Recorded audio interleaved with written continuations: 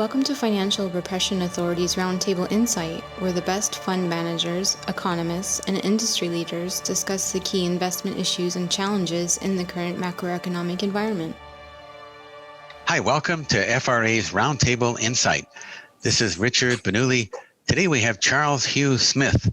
He's author, leading global finance blogger, and America's philosopher, we call him.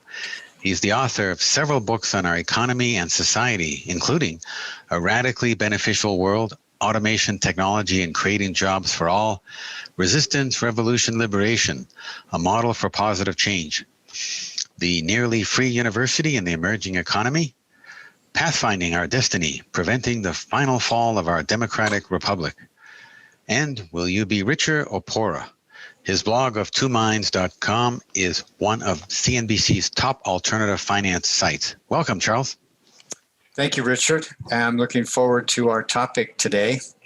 Yes, which is very interesting. We're going to look at another comparison.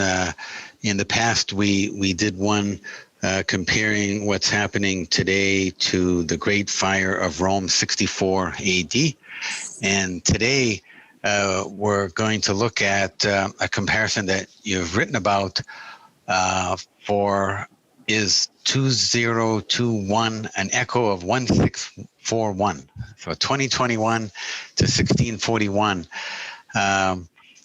What similarities are there to that time frame, and what does it mean about what's going on today? What could happen? Your initial thoughts?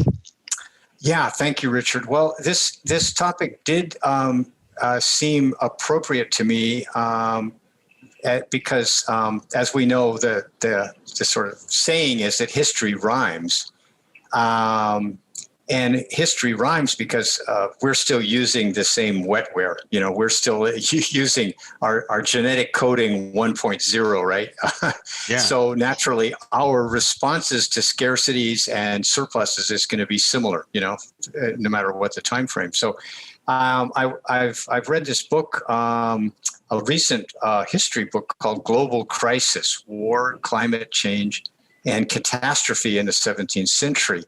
And it's actually a global survey of all the disruptions, wars, revolutions, and traumas in the 1600s that resulted from it being the Little Ice Age. In other words, there was a long-term cooling, and so the climate changed, and it ruined the crop and grain production in the northern hemisphere. And so that triggered scarcities in food, and that generated a knock-on effect of many social and political conflicts, which played out on global stages. And so it occurred to me that regardless of what you think about climate change, I think that there's other scarcities which are coming up, which kind of overlap. There's a potential for food scarcity in our era. There's a potential for energy scarcity, if not in supply, in affordability. In other words, a scarcity of energy that people can afford on their current wages. I think we could argue that there's a scarcity of places for capital to go that are productive. There's a scarcity of good paying jobs. And so all these scarcities, I think, are visible in our sort of tottering financial system and a lot of the political conflicts we're observing. Yeah, very interesting. So it seems like there's reinforcing, overlapping type of events that are happening. And as you mentioned, very similar to this time as well. Even climate change, there's observations on the sunspots and how that correlates to mini ice ages happening, but then there's also supply chain disruptions as a result of COVID and the pandemic, and also the overall situation with travel and shipping. The economy has been locked down, so all of that could result in similar type of shortages, not only in food, but in other other aspects. And actually today we're doing this on today on January 26th. If you look at commodity food prices, we're going just totally vertical today. Soybeans, corn, wheat. And this has been not only today, but for the past, it's been going up for the past several weeks, and looks like it continues to go. Your thoughts? Yeah, exactly. And just as another sort of context for supply and scarcity, we have to remember that in the, like, say, 40s and 50s, there was about 2.3 billion humans, right? And 50 or 60 short years later, there's 7.8 billion humans. So, the human population has exploded, and we've kind of gotten away with that kind of tremendous increase in resources consumption because of the green revolution, use of oil-based fertilizers, and modifying grains to be more productive, and so on, and bringing in marginal land. But all of those, at least in some of those aspects of supply, are vulnerable, as you say. Like marginal land becomes unaffected. It's no longer productive when the climate cools or increases. And then we have dependencies. Most of the world is dependent on a few grain exporting nations, and if they encounter shortages, then there's going to be a global shortage very quickly. So there's a lot of knock-on effects because of globalization. And as you say, globalization, and we've discussed this in the past, is weakening, right? I mean, I think we've sort of reached peak globalization. And so there's those scarcities. And then if we look at what's in oversupply, what was oversupplied in the 1600s was monarchies. That they had a lot of nation states and empires were ruled by one individual, and there was not yet a political development of representation of other classes and other interests in society. And so that sole individual could make terrible decisions, like going to war when the conflict could have been resolved diplomatically, right? And so in our era, historian Peter Turchin has listed three things that are in oversupply that are creating disorder, at a structural level in the global economy. One is an oversupply of what he calls parasitic elites, and of course, you can describe that however you want, but that generally includes rentier class people who are not really productive, but are drawing resources out of the economy, and they often don't pay their share of taxes. They have subsidies or giveaways because of their political power, that kind of thing. And then I think we have an oversupply of state and private debt, the debt crisis we've discussed. And we have a global oversupply of ordinary labor. In other words, it's very hard throughout the world to make enough money to have a secure middle-class lifestyle. And so there's all these sources of oversupply are just as distorting as scarcities. And from this graphic, can you explain how this relates to the 1641 timeframe? Right. And so if we think about the 1640s and the human response to the scarcities, of course, it's a political response first and foremost, right? I mean, because human society is a social structure, and so then politics and favoritism are always part of that structure. So what the monarchies and the elites tried to do, of course, was to protect their access to resources and minimize the taxes they paid, right? And then that pushed the burden of scarcities and higher taxes onto the commoners. And then the commoners were getting to the point where they couldn't pay the taxes and have enough to eat. So then they would rebel, and there'd be these uprisings. I mean, dozens upon dozens or even hundreds of uprisings from China all the way through into Europe. And so these scarcities exacerbate class differences and class conflicts. And there's no easy way to sort that out, especially if you get polarization where each class is actually hardens its position and the middle ground disappears. And so then you have the only option appears to be open warfare or conflict. And so when you have an oversupply of parasitic elites, then you that they are actually an unproductive burden on your economy. And so for them to keep their share intact as scarcities and disruptions occur, then it means there's considerably less for the commoners and the productive class. So you're gonna create conflict if you're gonna protect your parasitic elites from any scarcity or higher taxes. And then, of course, state and private debt. The same thing happened in the 1640s, if you can believe it. That monarchies went out and borrowed heavily from Dutch bankers and other bankers, and then they had to raise taxes, sometimes tripling the tax load on commoners in order to pay the interest and principal on these huge debts they'd acquired to kind of keep the status quo glued together and finance their wars. And so those issues, I think, are really visible today. And in your blog post on this for 1641, you mentioned 14 points which describe how elites and commoners try to secure resources and political power, and how these conflicts drain the system of resilience. Can you go through each one of those 14 briefly? That would be interesting. Lots of parallels to what's happening today.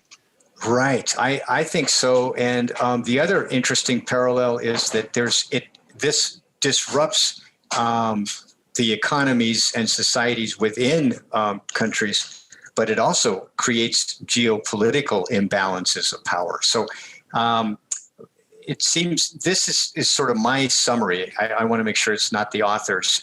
I've sort of summarized what I learned from his book, is that the owners of capital, the elites, they of course try to use their influence to make the state protect their resources and capital, right? So, and as I said, because the pie is shrinking, then that means there's less for everybody else. And so those disenfranchised masses, they will seek redress from the state by whatever means they have. They might protest at Parliament or the legislature. If there is a legislature, they might seek, some kind of political voice. And if that's denied to them, then you get like open rebellion and uprisings. And meanwhile, the state's resources are diminished, not just by the underlying scarcity, but conflicts cause a decline in trade and commerce. And so there's trade just completely vanished for decades in the 1600s because of conflict, wars, civil conflict, and wars between the nation states. So of course, commerce is a primary source of tax revenues for the state. So while everybody's demanding the state do more, the state's resources are diminishing. So the fifth point is the overlapping crises reveal and exploit weaknesses in the structures, in the social, economic, and political structures. So, for example, this whole thing of having too much power concentrated in a small group of people, that seem to work fine when there's plenty to go around. But once there's conflict, then the smaller the group of people with the greatest amount of power, any flawed decision on their part can unleash all kinds of second order effects. In other words, bad decisions have really bad consequences when you're in this sort of fragile, vulnerable state of scarcity. Mm-hmm. And then as the state falters or divides into warring factions, then the most powerful elites start taking over state functions, right? And I think you could say that big tech is doing that today. right? In other words, it's like social media is now more powerful in many day-to-day ways than the government. And so every society has a lot of different loyalties, right? And forms of identity, right? There's regional and ethnic and religious. And unfortunately, when there's scarcities and people are trying to, access whatever they can or keep their resource, those start fragmenting. And so these scarcities in the 1600s triggered religious wars where people went back to their fundamental identity, which was religion or ethnic or national.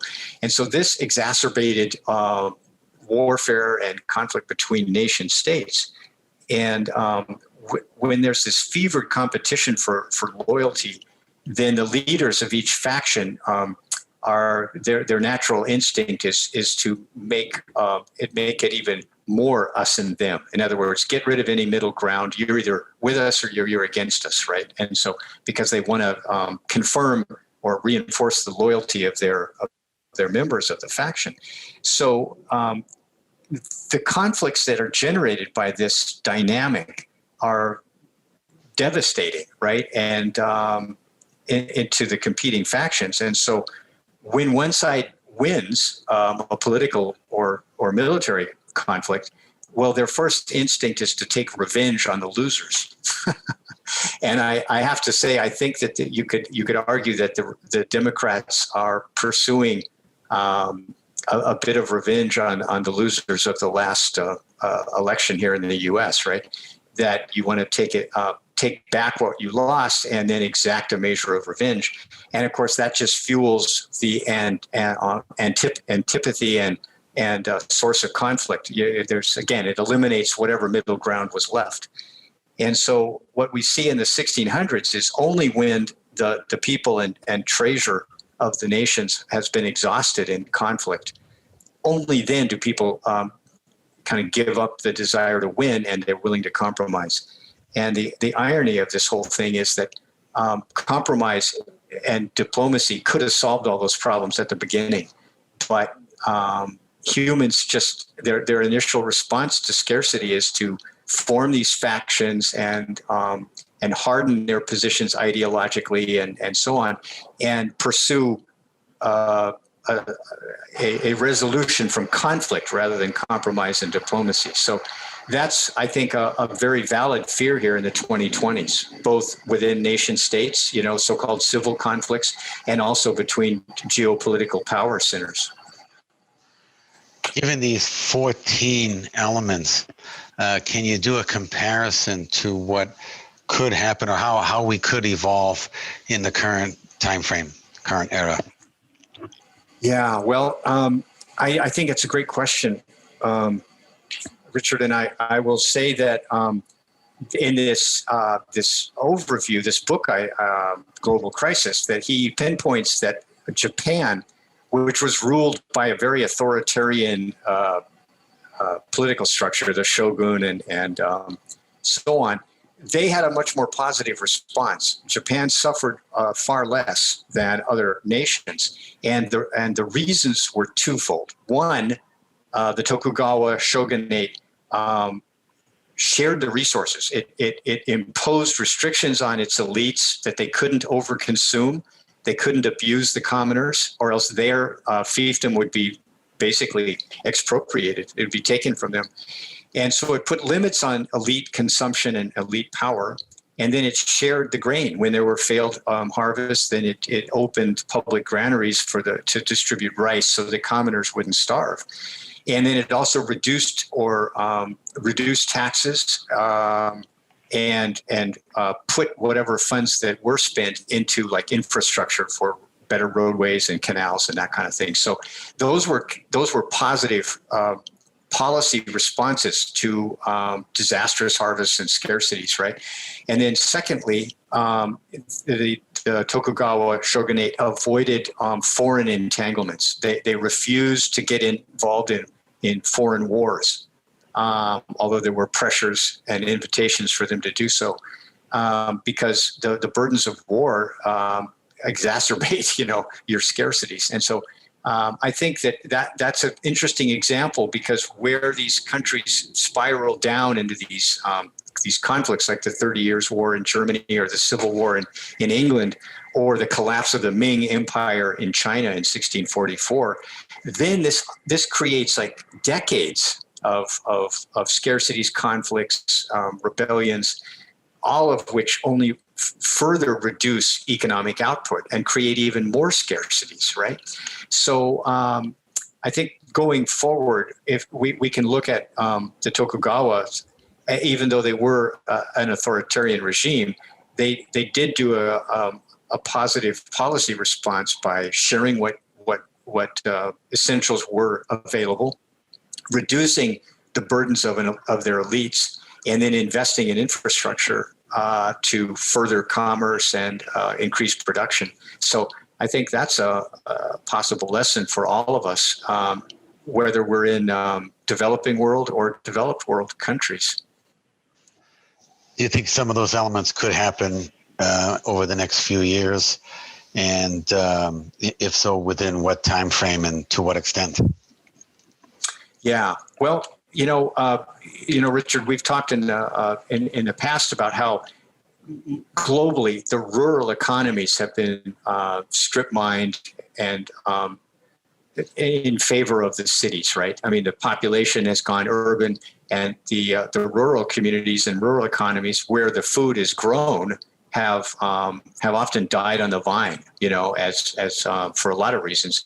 And so I think like some countries like China, for example, have attempted to reverse this by attempting to, invest more in the rural West and so on. And I think that could be a global response, that every country that grows food could start investing more in their rural productive economy, and instead of basically giving all the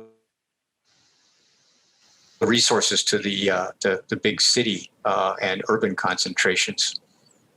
Yeah, and it seems like that's happening now with the migration of people in cities going to the suburbs or going to the countryside, exosurbs, or way out into the countryside. So that would definitely help out local rural communities. Yeah, and I think I think we're seeing a heightened awareness of the problems created by wealth and income inequality, right? That by many measures, wealth and income inequality in the U.S. is reaching extremes of like the Gilded Age or the 1929. And so clearly, any kind of political movement that would reduce the gains of the billionaire class or the super financial elites that would be beneficial, is to take some of their capital or some of their income and devote it to more public good or shared social good.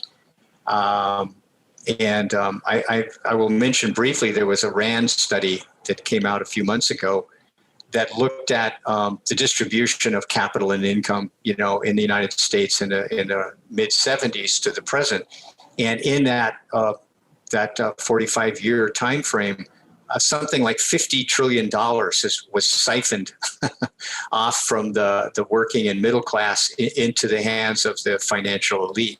And so obviously you need to reverse that trend if there's going to be scarcities and employment is more insecure and there's political polarization. Like you've got to kind of get back to the middle. The pendulum is going to have to swing back and create some middle ground, for the social good to take place.